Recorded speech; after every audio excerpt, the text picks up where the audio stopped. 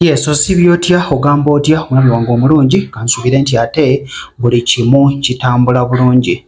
Oluvannyuma lw'okuviirwako omuyimbi waffe omulungi Olisha M omulongo wabiri Sarah abadde mu luwummula okubeera ng'aguma paka ndowooza lwatandise okubeera ng'afunamuko amaanyi agasobola okubeera ng'addamu okubeera ng'ate akola.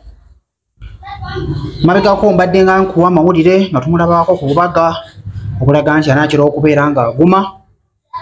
Era olunaku olwaleero mawulire ge nnaakafuna mawulire ga ssanyu, mawulire malungi era nga bw'olaba bwe ndi omusanyufu.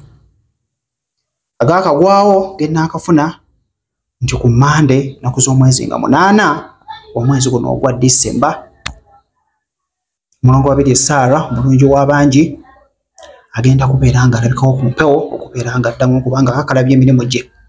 Ndowooza ebbanga lyawummudde lyeryo lyeyasobodde okubeera ng'awummula era tusuubire nti ajja kubeera ng'asobola okuba ng'aguma ate aweereze pulogulaamu ye eyongere okubeera nga etambula nga bw'erina okubeera ng'etambula kubanga ate abantu bangi bamulinze oba abalwadde be baalina bangi. Naye waba n'ekizibu naye ng'ate olina omulwadde gwesobola okulya naye ng'olina omulwadde wo gw'omanyi nti nina omulwadde munnange nno teweebaka.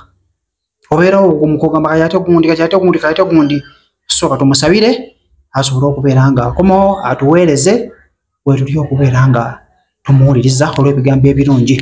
Kojja ntambye ssawudde byensobodde okubeera nga nkuba bye nnaakafuna essaawa eno ebyakagwawo nga bitulinda bitulaba oba ate kyekituufu. Naye osobola okukiwulira wonna w'okiwulidde naye ng'olinda bulinzi budde obwo okuwulira ddoboozi naawe okonfaaminga ekiwakoze eki kyowulidde. Kojja ntambye ssawudde bulungi nkwagala nnyo.